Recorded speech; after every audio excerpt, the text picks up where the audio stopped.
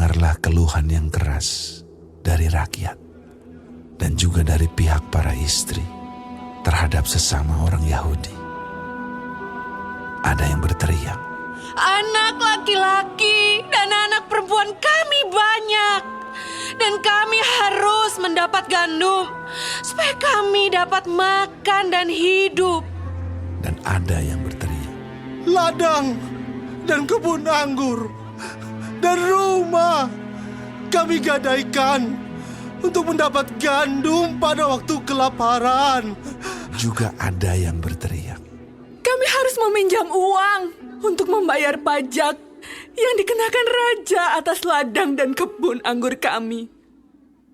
Sekarang, walaupun kami ini sedarah sedaging dengan saudara-saudara sebangsa kami, dan anak-anak kami sama dengan anak-anak mereka, namun kami terpaksa membiarkan anak-anak lelaki dan anak-anak perempuan kami menjadi budak. Dan sudah beberapa anak perempuan kami harus membiarkan diri dimiliki orang.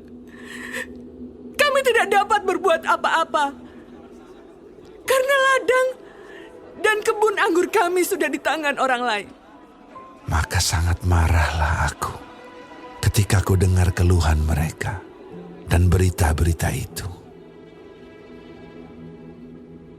Setelah berpikir masak-masak, aku menggugat para pemuka dan para penguasa.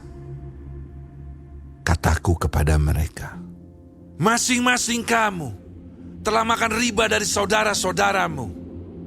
Lalu kuadakan terhadap mereka suatu sidang jemaah yang besar.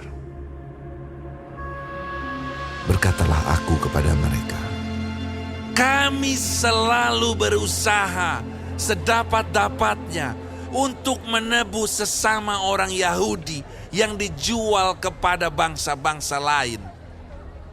Tetapi kamu ini justru menjual saudara-saudaramu supaya mereka dibeli lagi oleh kami."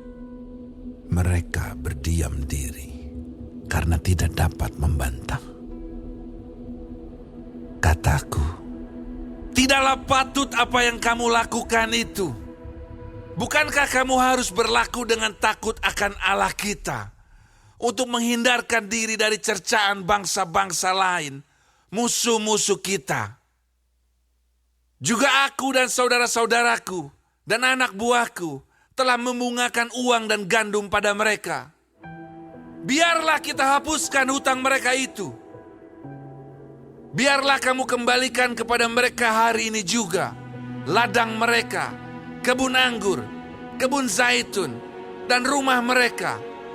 Pula hapuskanlah hutang mereka, yakni uang serta gandum, anggur, dan minyak yang kamu tagih daripada mereka." Berkatalah mereka, "Itu akan kami kembalikan, dan kami tidak akan menuntut apa-apa dari mereka. Kami akan lakukan tepat seperti yang engkau perintahkan." Lalu aku memanggil para imam dan menyuruh mereka bersumpah bahwa mereka akan menepati janji mereka.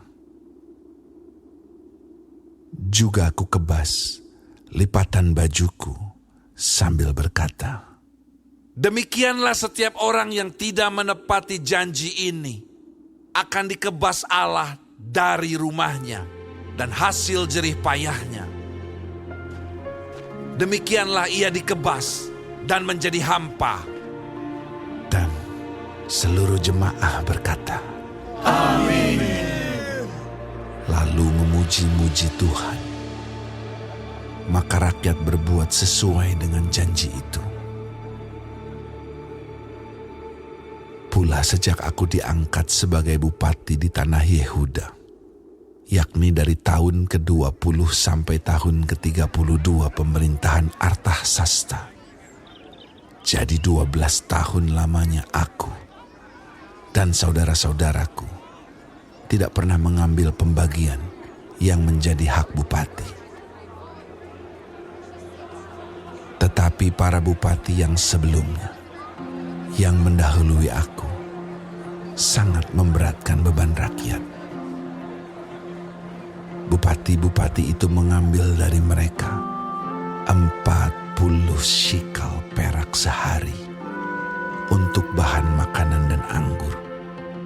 Bahkan anak buah mereka merajalela atas rakyat.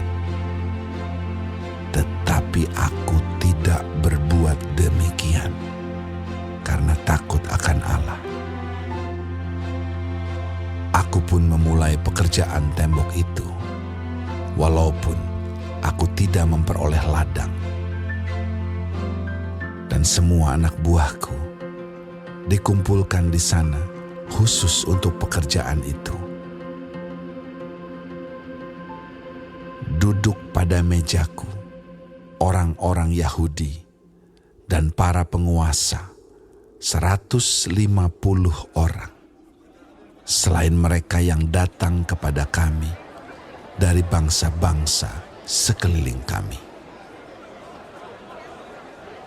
Yang disediakan sehari atas tanggunganku ialah seekor lembu, 6 ekor kambing domba yang terpilih, dan beberapa ekor unggas, dan bermacam-macam anggur dengan berlimpah-limpah setiap 10 hari. Namun dengan semuanya itu, aku tidak menuntut pembagian yang menjadi hak bupati, karena pekerjaan itu sangat menekan rakyat. Ya Allahku, demi kesejahteraanku, ingatlah segala yang kubuat untuk bangsa ini.